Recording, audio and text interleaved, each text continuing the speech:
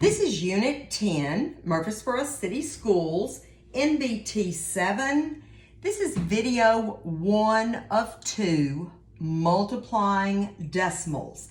I can multiply decimals to hundredths using concrete models or drawings and strategies based on place value, properties of operations, and relate the strategy to a written method and explain the reasoning used. Okay, we're going to start with something very simple, paper plates that the kids probably have been using since 2nd grade. The yellow is going to be my whole. What is half and why? And let them explore this. We're just I'm doing it for you in this. Okay, there's our half because 2 equal pieces make the whole. And then it says, tell me about the other pieces. So we've got fourths. So it's going to take you 4 fourths to make a whole. You also have eighths. And of course it will take 8 eighths to make the whole. And you can make these from the paper plates that you buy at Dollar Tree. Okay, let's look at some problems using these. What is 1/2 of 1/2?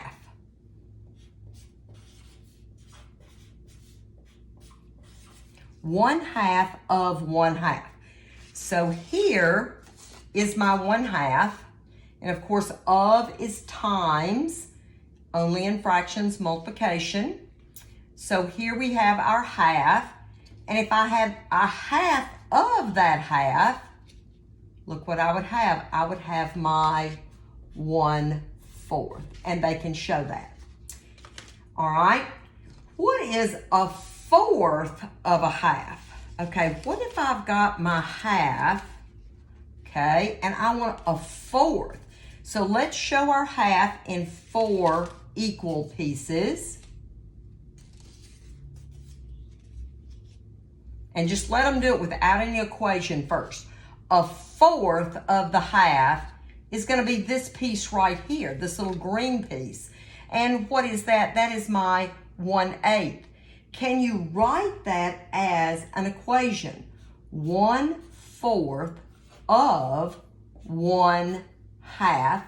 That's multiplication, and that gives me my 1/8. So this takes us, back to just very simple things like paper plate fractions, user-friendly. And from there, we will move on to a little bit more complex ideas. Okay, so here we go. Let's look at a number talk. This could be a number talk, a task, whatever you want to use it for. All right, let's look at this. Number talk, 5 times 16. Now, I realize we are not using fractions or decimals right now. This is whole numbers, okay? We got to think about what do we know. So when we're thinking of distributed property, that's what Judd's doing right now. Don't give it away to him, but I'm just letting you know. 5 times 16. Judd did 5 times 10 and 5 times 6. So he did, when he thought of 5 times 16, he thought of that 16 as a 10 and a 6. So first of all, he multiplied the 5 times the 10, okay, and then he got 50. Then he multiplied the 5 times the 6, and he got 30. He added those two products together, and he came up with 80. And you ask him, can he do this? Is this correct? All right? So now let's look at Sarah. Sarah wanted to multiply 1/2 times 1/2. Okay, let's think about that. Can she use Judd's thinking? So let's think, can she use it? Could we say 1/2 times 1? 1/2 times 1, of course, is a half. Anything times 1 is itself. Then 1/2 times the 1/2, giving me my fourth. So I have my 1/2 and my 1/4. And of course, I've got to think of this as 2 fourths. So I come up with 3 fourths. And let's look at that. Would a half of 1/2 be 3 fourths? Could we show that with paper plates? Okay, right, next thing, moving on, a little bit harder. We're gonna start with our bags of money. Now with your money, I have a dollar bill. Okay, I have a dollar. I have 2 quarters. I have 2 quarters. There are my 2 quarters. Where's that other quarter? There it is, 2 quarters. I have 15 dimes, 10 nickels, and at least 10 pennies, okay? In the beginning, remember, let's go back, and we have done this in previous units. You got your dice, and there's your game board, and you are going to play Race to $1. That's in the beginning. So for every pip on the die, you get to put 1 cent, and they keep building up until they get the dollar. As I say, we have done this before. We're not going to play this game again. So let's put that aside.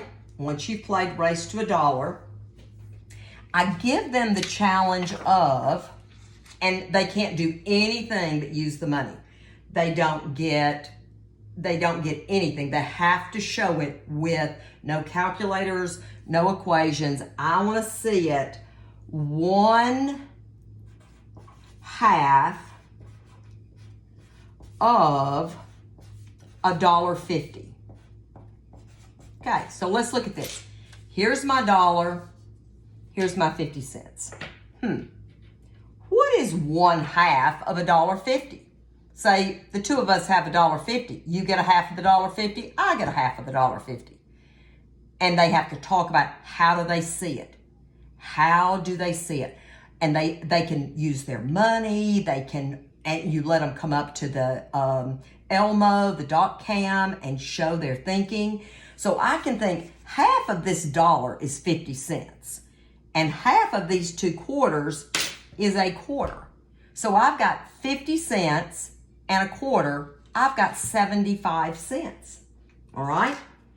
Then we could think of showing it 1/2 of $1.50 or 1/2 times $1.50. Okay? Think about that way. Now, let's think. We've got another task to do with Judd.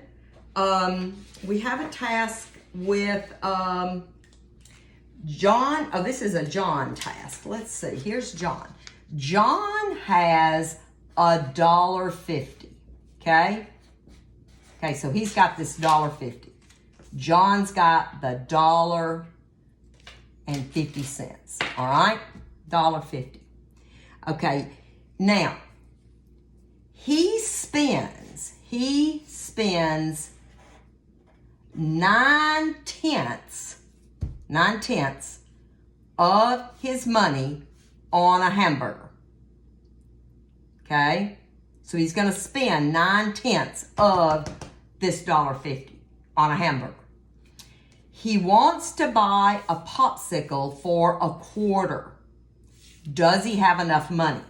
So let's look. I'm going to show you one way. I've used this in classrooms. One way that a group of students did it, but they did it many ways. So they did distributive property, most of them. They took the $1 and they took the 50 cents, okay?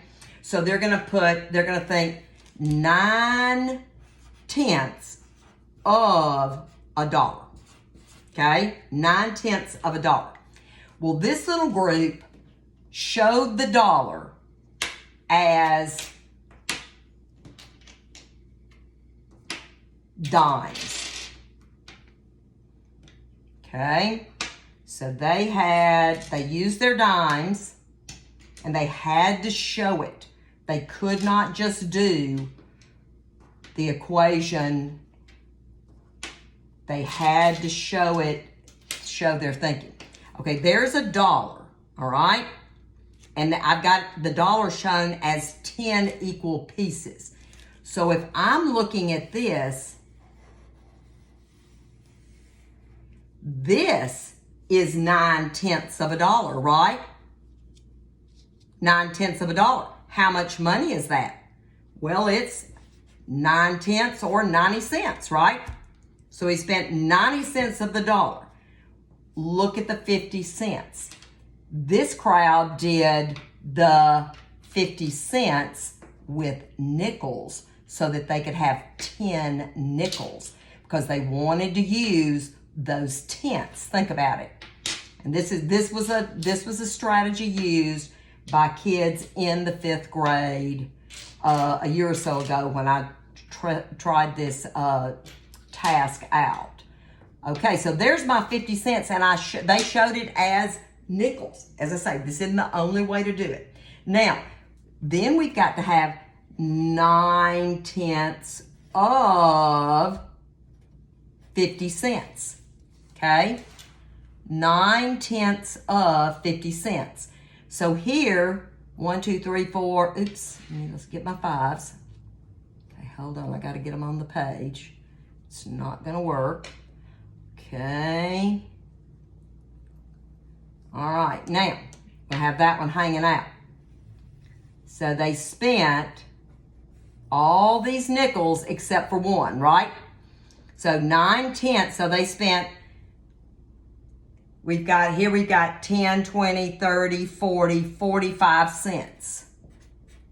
Okay, 45 cents. So we've got, that's what they've spent. They didn't spend the nickel and they didn't spend the dime, right? So they spent the 90 plus the 45, add those two together, and we get $1.35 is what they spent.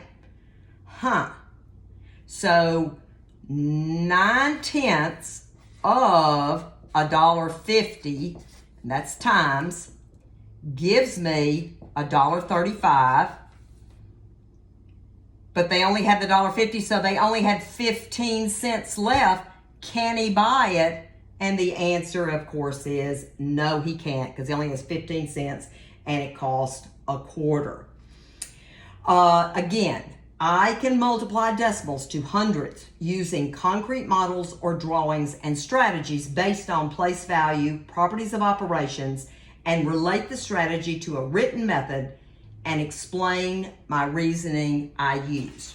Okay, now let's look at the exit ticket. Okay, our exit ticket today is going to be, what is 8/10 of $1.50?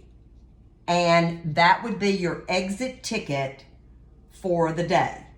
And again, this is video 1 of Unit 10, NBT 7.